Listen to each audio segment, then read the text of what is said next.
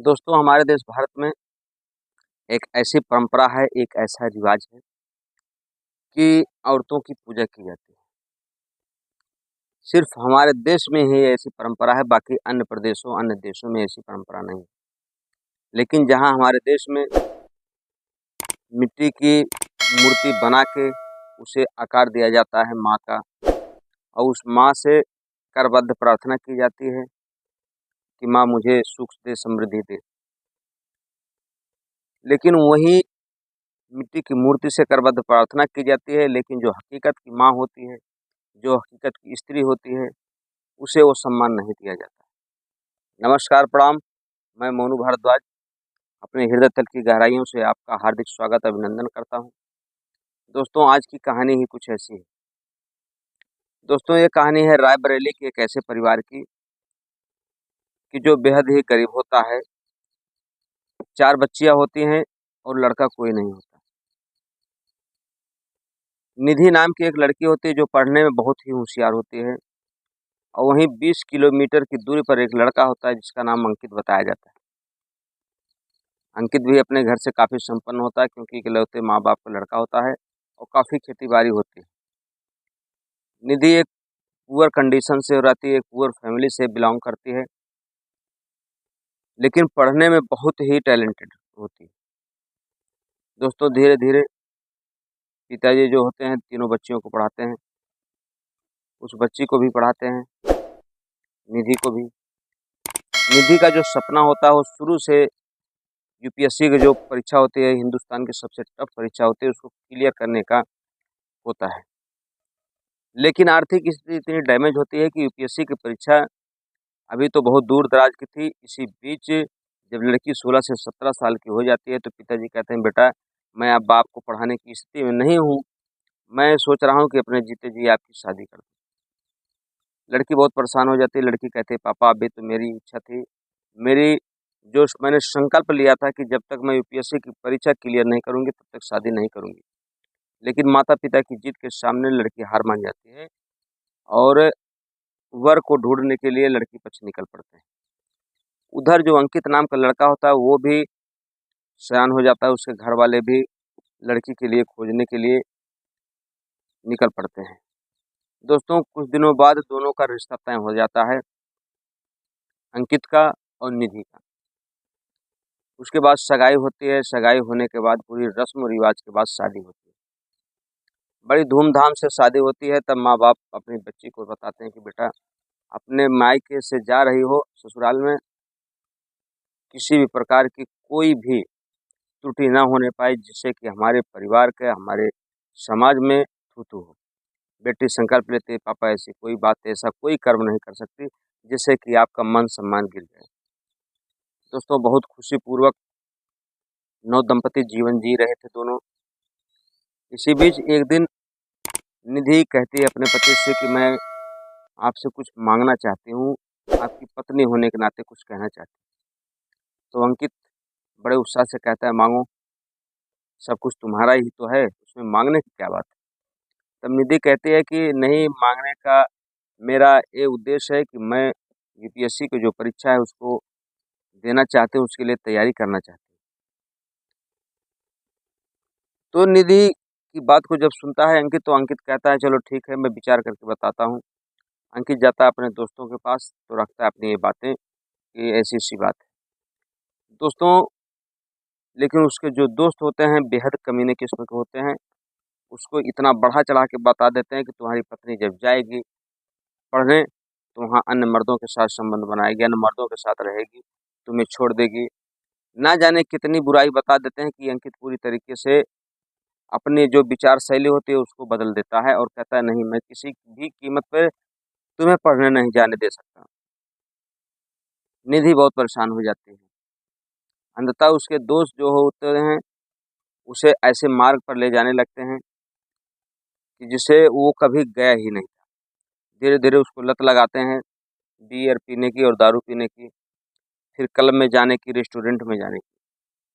जब एन्जॉय रंगरेलियाँ के मनोरंजन की दुनिया में पहुँच जाता है अंकित, धीरे-धीरे अपनी पत्नी निधि जो होती है उससे धीरे-धीरे दूरी बनने लगती है।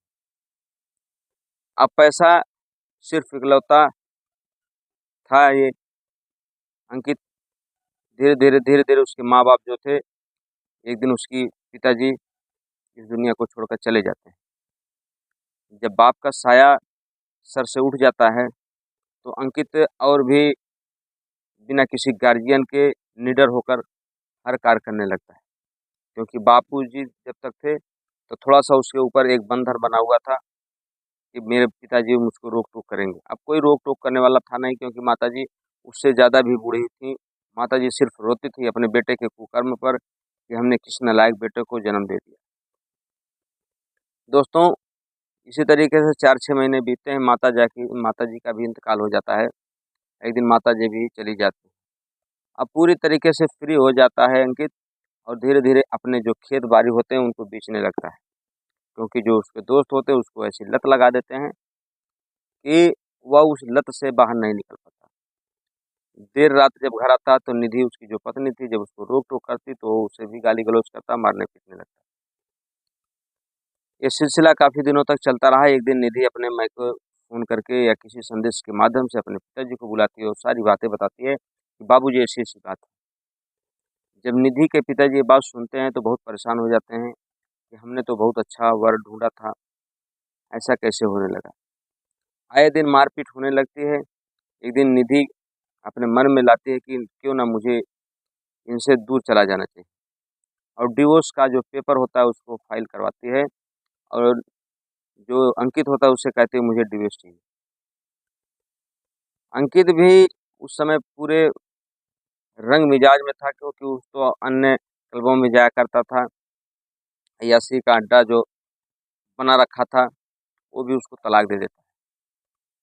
तलाक में बताया जाता है 2.5 लाख की जो रकम होती है उसको आर्थिक दंड दिया जाता है, और बाकी जो लड़की की सामान थी सब लड़की का सामान दिया जाता है। अब धीरे धीरे करके अंकित अपने दोस्तों में मशगूल रहता है, और निधि जो होती है अपने मायके चले जाती है, और उस पैसे से लगातार मेहनत करती है। और बताया जाता है कि 2015 और 16 के बीच में लड़की जो यूपीएससी का एग्ज़ाम क्लियर कर लेती है। जब क्लियर कर लेती है तो उसकी पहली पोस्टिंग जो होती है रायबरेली में। अब जब अंकित जो था उसके सारे दोस्त धीरे धीरे करके उसकी जो जितनी प्रॉपर्टियां थी सब बिचवा चुके थे। अब अंकित के पास घर के अलावा कुछ नहीं था। एक दिन ऐसा आता है कि अंकित पूरी तरीके से रोड पे आ जाता है, घर के अलावा उसके पास कुछ नहीं रहता।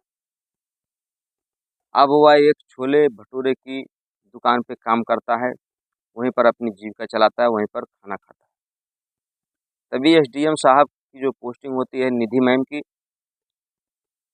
अपने ऑफिस पे जाते हैं, और एक दिन उनकी दुकान जिस पे अंकित काम करता था उनकी नज़र पड़ जाती है छोले भटूरे पर। अपने ड्राइवर से कहते हैं एक काम करो, जाके छोले भटूरे ले आओ। ड्राइवर जाता है, छोले भटूरे लाता है। लेकिन अंकित अंदर काम कर रहा था, उस समय अंकित को मैम ने नहीं देखा। अब छोले भटूरे का जो सिलसिला था लगातार मैम नाश्ते में उसको मंगाती थी और खाती थी, ड्राइवर भी खाते थे। ये सिलसिला काफ़ी दिनों तक चलता रहा। एक दिन ऐसी नौबत आई कि जो मकान था उसको भी गिरवी रख के अंकित उसको भी अय्याशी में उड़ा दिया, दारू पीने में उड़ा दिया। अब उसके पास रहने के लिए, खाने के लिए कुछ नहीं, बस वही ठेले पे जो काम करता था छोले भटूरे के, वहीं खाता था, वहीं फुटपाथ पर सोता था। ये सिलसिला चलते चलते कुछ दिनों तक चलता रहा। एक दिन ऐसा आया कि वो अंकित जो था, ना जाने थोड़ा पैसा कहाँ से जुटा के एक अपना ठेला लिया, और ठेला लेने के बाद उसी तहसील के गेट पर जाकर अपना ठेला लगाया जिस तहसील पर निधि मैम की पोस्टिंग हुई। अब एक दिन जब किसी काम से ये डीएम साहिबा जा रही थी तो उन्होंने देखा कि अंकित वहाँ पर रोटी, अपना जो छोला की रोटी बना रहा था, तो उन्हें लगा कि कोई है, थोड़ा सा देखा उन्होंने, लेकिन उनकी गाड़ी आगे निकल गई।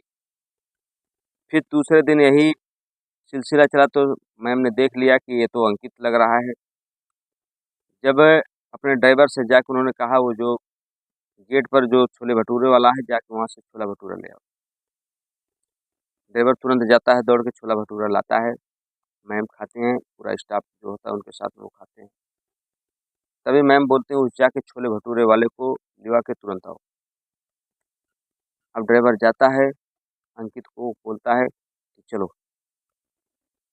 दोस्तों इस दरमियान जब वो आता है छोला भटूरा वाला, तो डर के मारे बिल्कुल कांपने लगता है कि कहीं ऐसा ना हो कि मेरे भटूरे में, मेरे छोले में कुछ ऐसी चीज़ हो जिससे मैडम नाखुश हो गई।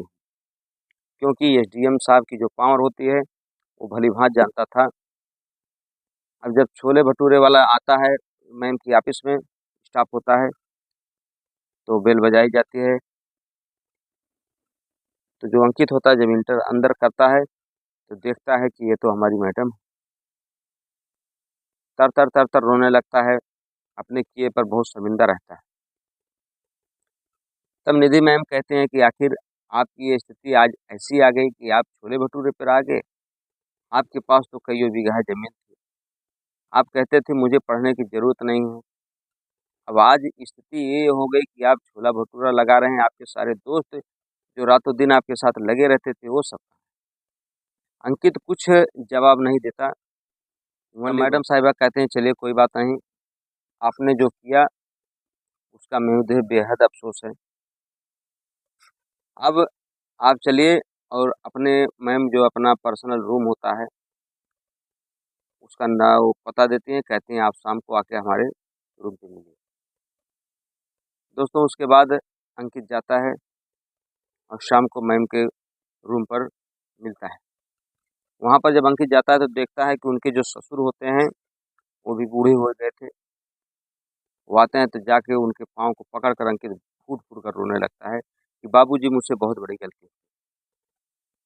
निधि के जो पिताजी होते हैं मैम के, वो बहुत ही दयावान होते हैं, कहते हैं बेटा कोई बात नहीं, आप अगर आपने अपनी गलती को मान लिया है तो पश्चाताप के अलावा तुम्हारी यही बहुत बहादुरी है कि तुमने पश्चाताप किया। दोस्तों अगले दिन मैम आदेश देती हैं, वहाँ पर एक बड़ा-सा वो होता है, एक बड़ा-सा रूम कमरे पर लिया जाता है और वहाँ पर एक बहुत ही सुंदर रेस्टोरेंट खोला जाता है। रेस्टोरेंट अंकित के नाम से होता है। अब जहाँ अंकित एक ठेले पर अपना काम करता था, अब वो रेस्टोरेंट का मालिक हो गया। 10-20 नौकर काम करने लगे। रेस्टोरेंट तहसील के सामने था, जैसा कि आप जानते हैं तहसील ब्लॉक और जो भी सरकारी दफ्तर होता है, उनके सामने कोई भी ऐसा रेस्टोरेंट हो, मिष्ठान भंडार हो तो अच्छी खासी इनकम हो जाती है। और वो रेस्टोरेंट चल निकला और बहुत अच्छे पैमाने पर कमाई-धमाई होने लगी। अब अंकित बहुत खुश है, लेकिन अभी वो चाह रहा है कि किसी प्रकार से हमारी जो मैडम हैं, निधि हैं, वो हमारे पास आ जाएँ। लेकिन अभी मैडम उनको सबक सिखाना चाहती थी, क्योंकि इतनी जल्दी अगर किसी चीज़ का परिणाम निकल जाता है दोस्तों, तो अच्छा नहीं होता। उसके बाद धीरे-धीरे 1 साल बीत जाता है। अंकित अपने काम में पूरी निष्ठा से, पूरी ईमानदारी से करता है। अब एक दिन मैडम बुलाते हैं, कहते हैं कि एक बात बताइए कि आपकी जो अब कंडीशन है, अब तो अच्छी खासी हो गई है। अब आप क्या करना चाहते हैं? आगे क्या सोच रहे हैं? अंकित कहता है कुछ नहीं सोच रहा हूँ, बस ये सोच रहा हूँ किसी प्रकार से आप पूरी बातों को भूल करके हमारे साथ रहने लग जाइए। क्योंकि एसडीएम बनने के बाद भी जो निधि मैम होती हैं वो अपनी शादी नहीं की थी। उनको विश्वास था कि एक दिन उनका पति जो है उनको ज़रूर अपने साथ में ले लेगा। दोस्तों उसके बाद निधि मैम और उनका जो पति अंकित होता है पुनः शादी करते हैं और खुशी-खुशी जीवन बिताने लगते हैं। 1 डेढ़ साल के बाद उनको एक बच्चा पैदा होता है। जब बच्चा पैदा होता है, एक आँगन में किलकारी हो आने लगती है, गूँजने लगती है जब किलकारी, तब निधि मैम कहती हैं कि अब हमें कुछ अलग करना चाहिए। अंकित को समझ नहीं आता कि आखिर अलग क्या करना चाहिए। तभी मैम अंकित को लेके उसके पुश्तैनी ज़मीन पर आती हैं और धीरे-धीरे करके जितनी ज़मीनें वो बेचा था अंकित, उसका 1.5 गुना दाम दे करके उस सारी ज़मीन को रिकवर कर लेते हैं। रह जाती है बात घर की, तो घर की कुछ प्राइस ज़्यादा थी, तो बताया जाता है पेपर के माध्यम से, न्यूज़पेपर के माध्यम से कि अभी जो घर है, अभी उस घर को नहीं लिया गया है। जबकि मैम ने एक उसकी शर्त रख दी है उस मालिक से कि यह घर हमें चाहिए, किसी भी कीमत पर चाहिए, एन एनी कास्ट यानी किसी भी कीमत पर। दोस्तों, कहने का तात्पर्य है कि अगर कोई भी महिला चाहे तो घर को स्वर्ग और स्वर्ग को नरक बना सकती है। तो ऐसा ही इस युग में निधि मैम ने करके दिखा दिया। और कहने का तात्पर्य है कि शिक्षा शिक्षा एक ऐसा शेरनी का दूध है जो जितना पिएगा उतना ही दहाड़ेगा। तो उस दूध को पीकर निधि मैम ने अपने समाज का नाम तो रोशन किया ही, साथ ही साथ उनके जो बिगड़ेल पति थे अंकित, उनको भी एक नए जीवन में लाकर खड़ा कर दिया। अब दोनों का जीवन, एक बच्चा है, तीनों हंसी खुशी जीवन जी रहे हैं। हमारी कहानी कहने का उद्देश्य आपको बताना नहीं, आपको जगाना है। दोस्तों, मिलते हैं अगले नेक्स्ट वीडियो के साथ। तब तक आप बने रहें, हमारे यूट्यूब चैनल को सब्सक्राइब करें, दोस्तों में शेयर करें, कमेंट करें। जय हिंद, जय भारत, आपका दिन शुभ हो।